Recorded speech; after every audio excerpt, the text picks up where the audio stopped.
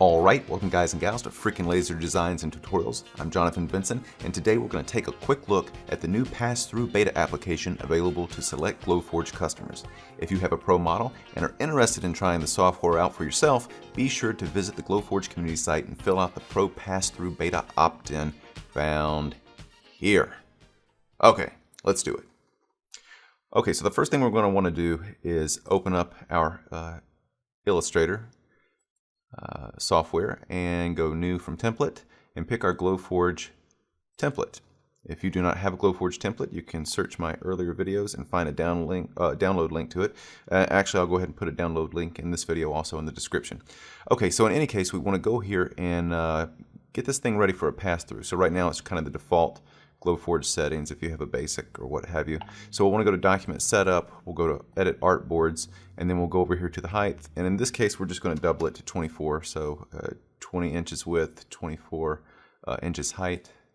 And there we go. Again, this is just to see how the pass-through works, so I'm going to make this pretty easy.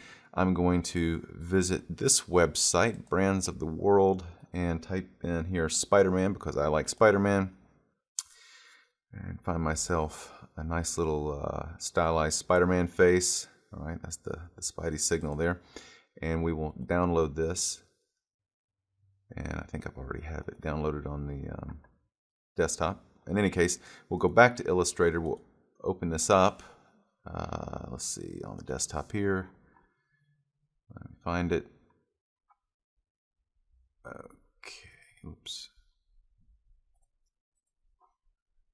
Alright, so I'm going to go ahead and highlight my Spider-Man, and I'm going to go to Object, Expand, hit OK, then I'm going to go to my Pathfinder and click Merge, and then I'm going to copy this and go back to my Glowforge template. I'm going to paste it, and I'm going to give it a no fill and give it a cut stroke color of red. And then I'm going to simply grab it and make it large, hold shift down in order to keep it proportional. And I'll basically be cutting this out of some underlayment plyboard. So anyway, let's go, how big we want to do it. We'll go ahead and give it a little space. Let's see. So we know that it's going to be much larger than the standard, and we'll see how this pass-through works. Let's go ahead and save this, and we want to save it as an SVG. Spider-Man, and make sure all these are unchecked. Click OK, and we'll take this to the Glowforge. Okay, so once we're in the Glowforge, we'll want to upload our file, in this case the Spidey file. So we'll open it, and then once we're in the Glowforge, we'll have to pick a material. So I'm going to pick a medium cherry because that's close to the material that I'm using, which is some thin plywood. It's about 1.35 inches thick, so I made the speed a little slower. Then we'll go to the 3 vertical dots and turn on our pass-through. You'll see some gray dashed lines that represents the cut space, and you'll position, or will position, the artwork in that. It'll go from gray to red to show that everything's ready to go. And then we'll hit print. Okay, we'll speed this process up. And here we have 13 minutes, 41 seconds. We'll press the Glowforge button when we're ready to go. And we'll go ahead and watch it tick down. Again, we'll speed this process up.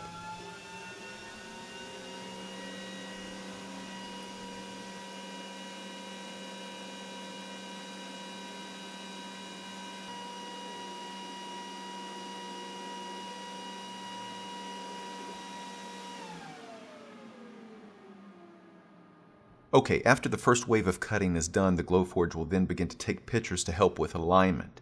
After that's completed, you'll then be asked to go shift the design forward 8 inches, leaving about 3 inches of the design on the Glowforge. You'll see what I mean in just a moment as I walk over to the Glowforge and open up the top. Now what you're going to want to do, of course, is to keep the plywood, in this case, all the way to the right of the crumb tray. Keep it as straight as possible. Also be sure that your plywood is not warped in any way.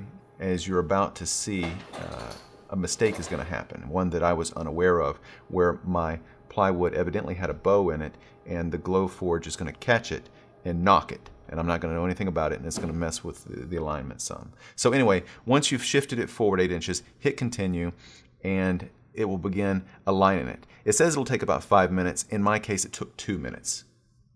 Okay, are you ready for the mistake? Here you go.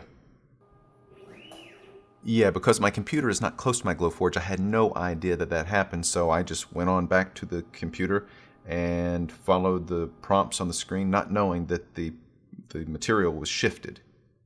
So I hit continue, and the software really did the best it could to make the alignment work. And surprisingly, in retrospect, it did a surprisingly good job. A very good job, in fact. Okay, so let's go ahead and speed this second wave of cutting up.